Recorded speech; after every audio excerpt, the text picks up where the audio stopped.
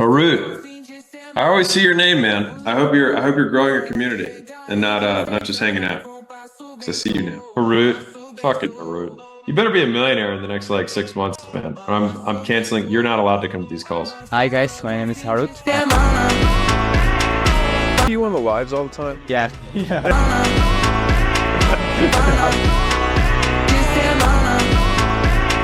One time you I were know like, you you. better be making money because you're always here. Yeah, he's always on. Now he's here. A little bit context, if that's fine. So we did about 210K during the 100. It's crazy, actually. I didn't even believe it during the 100, but the traffic, 80% of it was from word of mouth, which is crazy. Like a lot of it going viral on Skool itself. That's why Skool is great. And also just people telling others or like on social media, etc. So Cheapest way to my make money. question, Just get people to yeah. say good things. 100%. And because of the like high upsell rate that we have, the churn is showing pretty low as well, because obviously half of the people are annual. So it shows like 2 point something% for now. So all of that stats look good. So my question is, of course, the plan is do more and better. I've consumed enough Hormozi content over the past like 4 years. So that's clear. But I just wanted to ask you one more thing, which is like, if the 80% of the traffic came from word of mouth, right? Would you say that I still should go and like, because maybe it's a stupid question, but I don't spend much time on traffic because kind of people come and then it's easy that way. Do you think I should absolutely still allocate like 4 or 6 hours a day if I want to grow, obviously, on getting traffic? Because I have this like stupid limiting belief. What if I do that and then I actually lose my thing, which is helping people, having the connection Yeah. with them at the time? That's why I have the word of mouth. Yeah, this is where you can hire someone to get more traffic for you. Mm. Because like right now, the number one traffic source you have is your existing customers. And so you don't want to jeopardize your existing traffic source. And right now you're the one who's delivering. And so everyone's very happy with it and they tell their friends, and that's how your business grows. By the way, this is how normal businesses work. Yeah. Just FYI, just outside of the internet world. This is kind of how Yeah. it normally works. Is you do a good job, people tell people, and then your business grows. But with regards to what you're looking at, you have the cash and the resources now to be able to hire someone to do some of these that you can pay someone to do promotion 8 hours a day and you do none and you just pay them. And then the cost for you is just the hours it takes to train them, which then it goes training up front and then you manage, for an hour or two a week after that. So that's a good trade. So if you said, hey, should I spend 2 hours a week managing someone who can spend 40 on promotion? I would say, yeah, that's a good trade. Now, you might have to take some up front to get them, onboarded and up to speed so that they can do what you want them to do. But that's business. Like that's how it works. So big objective number one is don't risk the base. Right? Never risk the base of customers. Like if you have the audience, you have the risk, like the base, you never risk that. That's the main asset you're building, is that goodwill, that word of mouth, et cetera. Don't risk that. But you can take some of those resources to bring more people in and let more people know about it. Yeah, that's great. I think Skool affiliates will be very relevant here. Yeah, So, probably because it'll be lot great. of- People are already Yeah. doing it for you. So now Yeah. they'll just get compensated to do it. Yeah, that's awesome. Cool. Thank you so much. The next one is, so for our avatar, right?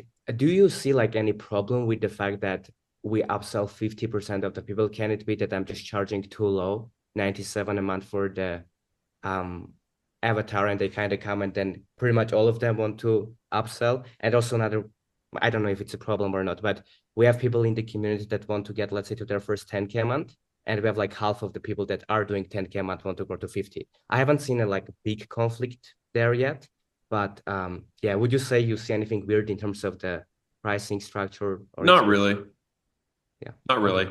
Mostly because if you were to change the 97, I don't think it would make a huge difference in terms of the economics of the business, but you might lose people who otherwise would upsell later. And so for me, it's like, it sounds like all the economics are doing really well with the business. And so like you have one of these good situations, which, maybe that's 4 years of Hormozi content. I'm not going to take that. I'm just kidding. Yeah, it is. I'm just It is. No, you're doing a Yeah. great job, man. You do just need to do more better. Like that's where you're at right Yeah. now. And so the more just doesn't have to be you doing it. So the business needs to do more. You need to keep doing the thing that's most valuable, which is getting people a good experience in what you teach. Yeah, that's great. Thank you so much. One long-term question as well. which is like if you were me, let's say you want to grow to million a month and actually have great client results and That's the only way you be do grow to a million a month. yeah, yeah, got it. So like what would be if you had to focus on a couple of things like strategically, like that you kind of dominate, the Big world picture, marketplace in a good way? Yeah, what would you big do? picture, it's going to be renewal. Renewal. Yeah. So think about it like this. Let's say, let's play it out. So let's say that you Yeah. bring this guy in and him doing some promotion increases your sales double. Okay. So it doubles the amount of people that are coming in. Fine. So that takes us to 160 a month. Okay. Just from Yeah. that. Great. Now, if you get, I said this earlier, if you get 80% of people to renew, for example, then that means that your company is going to go to 750,000 a month and then it'll plateau. That's if you get 80% to renew. If you get 50% to renew, it'll cap at 300. If you get 67% to renew, it'll cap at 450, right? And so that's going to be a huge lever on how big the business gets. And the nice thing is that when you grow via retention, the infrastructure of the business can grow really organically with high quality because it will, like next year, if you go from 150 to 300, then it's like, cool, you only had to, like, you didn't have to increase more sales guys. You didn't need to increase traffic. Sales velocity is the same. You sell the same number of people every month and you just get better and better, right? And so that is the most stable way to grow. Mm-hmm. So just my biggest, like if I were you, right, is that you Yeah. need to track customer success scores, NPS scores, customer satisfaction, really militantly to see if any of those drop at any point, because then that'll give you a leading indicator that like something's wrong. You need to focus on it because otherwise that jeopardizes the whole business. And so put all of your attention there. And then in terms of like bringing other people in, just bring those people in as you can handle the volume without dropping the quality of service. So it's always paired metrics. It's like quantity and quality are always paired. Same like speed and quality are always paired. So it's like, okay, cool. We still have twice as many people, but our results suffering. Yes. Okay. Cut it back to just sell 50% more instead of twice as many. Now, okay, our results are good there. And we had to add this other person for infrastructure. Now we can bump it back up again, right? And you just kind of always have to keep your eye on that rather than growing at all costs, because when you grow at all costs, it hurts. Yeah. Cool. And you would say that because like most of the sales were one-on-one mentorship, upsells, it also include the community. Probably like if I feel already it's getting like pretty full, I need to either hire someone or most likely just increase the price. It depends on what you want to do. So this is kind of like the Evelyn conversation earlier. So it's kind of like the milk. So either you can raise the price. So like there's fundamentally you've got three paths to increasing how much you make. So number one is you just raise the price, keep the volume the same. The second is that you sell more people and you do more distributed, so one to many. So our small group first and then eventually one to many. And then the third option is you hire other people to do it for you, right? And so those are kind of the three paths. The lowest operational drag path is to just raise the price. So I would say that my bet would be a combination of raise price and semi-privates. And that would be like first, like which one you do first, raising price is the easiest that you can do. So that's probably where I would start. Yeah. And the last one real quick, once I sell the annual one-on-one, etc., I think there's like a little bit differentiation of the avatar, right? So like, do you think later, like it's okay to start a second group where only these more serious people will be there? Like, let's say only people that make, let's say 10K a month that want to grow. And at what point, like when you literally can't do one-on-one at all, or like you can, and it's just a limiting belief?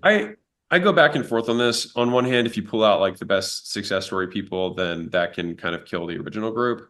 Also, I'll bet you part of the reason that people upsell is because they see the people in that community. And so unless I have like some major issue, like no one, like those people stop engaging in the group because it's like, if they stop engaging in the community because it's like they don't want to associate with those people, that would be where you would make it, because now you're not losing anything. But if they're all hyper engaged there, then I would say keep them there, because that intermingling is what's also facilitating upsells.